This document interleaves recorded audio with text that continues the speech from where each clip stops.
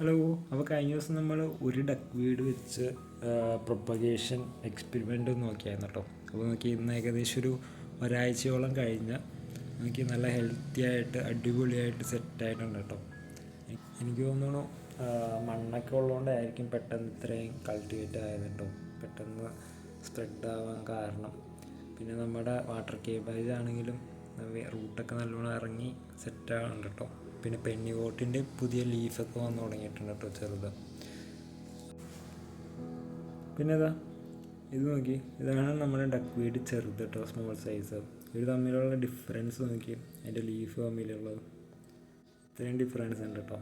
ചെറുതാണെങ്കിൽ ഒരു ചിത്രശലഭത്തിൻ്റെ ഒരു ഷേപ്പൊക്കെയാണ് കേട്ടോ, 4 സൈഡൊക്കെ ആയിട്ട്.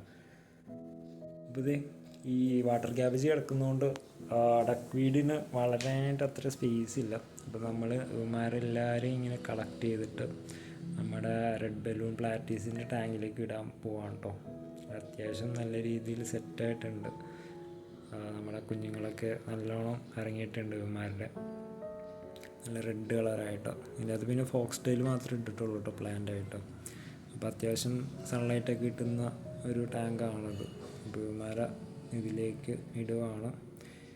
ഇവന്മാർ ഇവിടെ കിടന്ന് സെറ്റായിട്ട് ഇതാക്കട്ടോ.